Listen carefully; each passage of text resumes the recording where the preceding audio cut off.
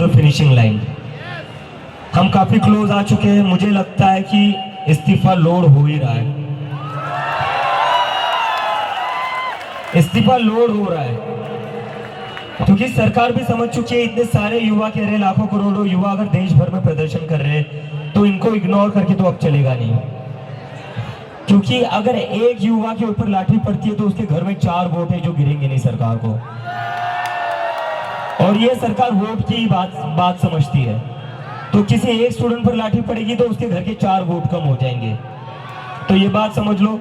और यहाँ पर इतने दिनों से जो भी लोग बैठे हुए हैं, मैं आप सबका धन्यवाद करना चाहता हूँ। Really want to thank you all from bottom of my heart. सरकार आज हमें, सबसे पहले धन्यवाद जेपी नड्डा जी का, आज हमारे भाइयों को 5 घंटे बिठा कर नहीं रखा आपने, बड़ी जल्दी फ्री कर दिया, थैंक यू फॉर दैट। और दूसरी रिक्वेस्ट मेरी रहेगी नरेंद्र मोदी जी से, इस्तीफा ले लीजिए सर, धर्मेंद्र प्रधान का इस्तीफा ले लीजिए। अगर आप धर्मेंद्र प्रधान का इस्तीफा नहीं लेंगे तो ये जो देश भर में युवा सड़कों पर उतरे हैं ना, वो आपका इस्तीफा मांगना शुरू कर देंगे फिर। तो स्टूडेंट्स की भी भलाई इसी में कि धर्मेंद्र प्रधान का इस्तीफा हो जाना चाहिए, और स्टूडेंट्स से ज्यादा भलाई नरेंद्र मोदी की है कि धर्मेंद्र प्रधान का इस्तीफा हो जाना चाहिए। अगर धर्मेंद्र प्रधान का इस्तीफा नहीं होता है तो कहीं ना कहीं नरेंद्र मोदी जी की कुर्सी पर भी सवाल उठेगा फिर। So I again request the Prime Minister of India, Mr. Narendra Modi, please sack Dharmendra Pradhan. If you don't sack Dharmendra Pradhan, the youth will ask for your resignation. Thank you. सरकार को बता दिया है कि इस बार का जो call होगा वो 20 जुलाई से कहीं ज्यादा बड़ा होगा, कहीं ज्यादा व्यापक होगा और राष्ट्रीय स्तर पर होगा। हमने सरकार को समझा दिया, हमें लगता है कि वो ऑलरेडी समझ रहे हैं, जिस तरह से इस देश भर में अभी प्रदर्शन चल रहे हैं, कि पूरे देश की सिर्फ और सिर्फ एक ही मांग है, धर्मेंद्र प्रधान का इस्तीफा। यही मैसेज हमने सरकार से रिक्वेस्ट की है कि मोदी जी को जाकर कम्युनिकेट कर दें कि मोदी जी, धर्मेंद्र प्रधान के इस्तीफे के नीचे इस बार कुछ भी मंजूर नहीं है। एग्री कर रहे हैं सब लोग? धर्मेंद्र प्रधान के इस्तीफे से नीचे कुछ मंजूर है किसी को? इस्तीफा लिए बिना यहां से जाएंगे तो नहीं आप लोग? एक बार थोड़ा सा और तेज बोलिए ताकि उन तक बात पहुंच जाए। इस्तीफा लिए बिना जाएंगे तो नहीं यहां से? बहुत बहुत धन्यवाद। हमें उम्मीद है कि अगली बार जब मीटिंग होगी तो हम धर्मेंद्र प्रधान के इस्तीफे के साथ वापस आएंगे। उम्मीद कायम रखिए, डटे रहिए। हमने सरकार को यह भी बता दिया कि पूरे देश में इस समय भले ही हमारी शिक्षा को लेके अलग अलग डिमांड्स हो, भले ही शिक्षा सुधार को लेके हमारी 10 अलग डिमांड्स हो, लेकिन इस समय पूरे देश की एक सिंगल डिमांड है, धर्मेंद्र प्रधान का इस्तीफा। सरकार ने जो डेलीगेशन वहां पर मौजूद था, उन्होंने हमें कल फिर से 3:30 बजे इस मुद्दे पर बात करने के लिए बुलाया है। हमने सरकार को बहुत क्लियरली ये कम्युनिकेट कर दिया है कि हम अब ज्यादा वक्त इस पर जाया नहीं कर सकते। अगर जल्दी धर्मेंद्र प्रधान का इस्तीफा नहीं होता है, अगर अगले 1 दिन में 2 दिन में धर्मेंद्र प्रधान को बर्खास्त नहीं किया जाता है, तो फिर कॉकरोच जनता पार्टी की तरफ से एक और कॉल दिया जाएगा, नेशनल कॉल दिया जाएगा 20 जुलाई की तरह। धर्मेंद्र प्रधान के इस्तीफे को लेकर हुई बहुत सारे आर्ग्यूमेंट्स सरकार की तरफ से दिए गए, लेकिन हमने सिर्फ और सिर्फ एक बात कही कि जो 21 बच्चे हैं जिन्होंने नीट का पेपर लीक होने के बाद सुसाइड कर ली, उन जानों का जिम्मेदार कौन है, उनका जवाबदेह व्यक्ति कौन है, उनकी अकाउंटेबिलिटी किस पर है। हमने बहुत साफ शब्दों में सरकार को बता दिया कि धर्मेंद्र प्रधान का इस्तीफा नॉन नेगोशिएबल है।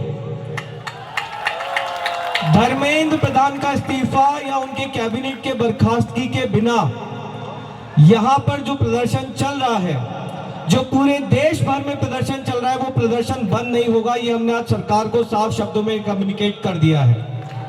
बताएगा क्या हुआ, लेकिन उसके पहले ये बता देना चाह रहा हूं कि जो हमारे दूसरे और तीसरे डिमांड्स है, कॉम्पनसेशन एंड एफआईआर का विड्रॉल और सॉवरेन गारंटी के ऐसा फ्यूचर में भी एफआईआर फाइल ना हो, उस पे सरकार ने पॉजिटिव साइन दिखाया।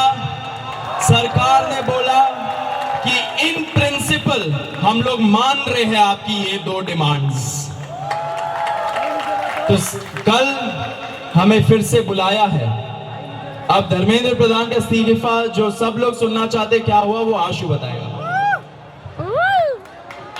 तो हमारा 5 पॉइंट पॉलिसी डिमांड चार्टर जो यहाँ पे वैष्णवी ने बनाया, हम सब लोगों ने उसमें इनपुट्स दिए, वैष्णवी ने बनाया एंड हम लोगों ने सार्वजनिक किया। वो भी सरकार उसको कंसिडर करे एंड हम लोग उस पर भी बातचीत करेंगे, लेकिन जब ये 3 मेन डिमांड्स पे हमारी एग्रीमेंट हो जाएगी। साथ साथ एक और चीज हमने बताया, कल से दिल्ली पुलिस ने जो भी यंग युवा दिखता है उन लोगों को डिटेन कर रही है दिल्ली पुलिस पूरे दिल्ली से।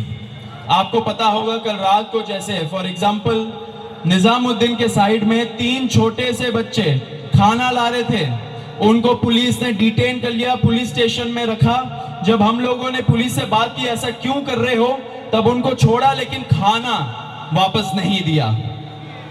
ऐसे बहुत सारे इंस्टेंसेस हो रहे हैं। इस्तीफा दे या तो उनको मंत्रिमंडल से बर्खास्त करे सरकार, नॉन नेगोशिएबल। नंबर 2, 1 करोड़ का मुआवजा सारे फैमिलीज के लिए जिनके बच्चे इस नीट के ब्रोकन करप्ट एजुकेशन सिस्टम के वजह से आत्महत्या करके मर गए। 1 करोड़ का मुआवजा।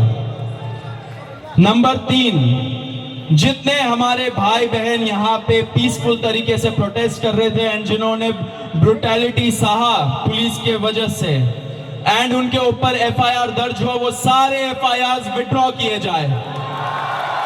किसी के ऊपर एफआईआर नहीं होना चाहिए, अगर हुआ है तो वो सारे एफआईआर विड्रॉ हो एंड सरकार एक सॉवरेन गारंटी दे हमें लिखित में कि फ्यूचर में भी किसी को टारगेट नहीं किया जाएगा। साथ साथ हम लोगों ने ये भी उनको बताया कि जो सरकार का मंशा होना चाहिए हमारी जो डिमांड्स है उसको एक्सेप्ट करने का, तब बात करें, टाइम वेस्ट ना करें, किसी का भी, अपना भी हमारा भी। तो उसके बाद सरकार ने हमें कल रात को बोला कि आज 12:30 बजे हम लोग कॉन्स्टिट्यूशन क्लब ऑफ इंडिया में मिलेंगे, सेकेंड राउंड ऑफ डिस्कशन करना चाहेंगे। हमने एक्सेप्ट किया। आज मैं और आशुतोष जब गए जेपी नड्डा जी के साथ, डॉक्टर जितेंद्र सिंह जो डीओपीटी के भी मिनिस्टर है, पीएमओ के भी मिनिस्टर है, वो वहां पे मौजूद थे, साथ में उनके 1-2 ऑफिसर्स भी। हम लोगों ने बहुत साफ शब्दों में और राइटिंग में उनको बताया हमारे 3 मेन डिमांड्स। नंबर 1 क्या है, सुनाई नहीं दे रहा है? धर्मेंद्र प्रधान इस्तीफा दो। तो नंबर 1 डिमांड जो non negotiable, JP Nadda ji से मीटिंग करके आए हैं और मीटिंग में क्या क्या हुआ वो भी ये दोनों ही आपको बताएंगे। सौरभ तुम बताओगे? भारत माता की, भारत माता की। दोस्तों 20 तारीख को जेपी नड्डा जी सरकार के बिहाफ में हम लोगों को वार्तालाप करने के लिए न्योता भेजा था। हम लोग गए, उस दिन हम लोगों को 4 घंटे बिठा के रखा, उसमें कोई एश्योरेंस नहीं मिला, कुछ भी इंफॉर्मेशन नहीं मिला, 10 मिनट का मीटिंग हुआ बस। उसके बाद जब हम लोग रीग्रुप हुए यहाँ पे, हम लोगों ने बोला कि हमारे 2 कंडीशंस है। एक कि अब वार्तालाप होगी तो हमारे कंडीशंस के हिसाब से होगी, या तो जंतर मंतर में लोगों के सामने होगी या तो कोई न्यूट्रल एवेन्यू में होगा जैसे कि कॉन्स्टिट्यूशन क्लब ऑफ इंडिया।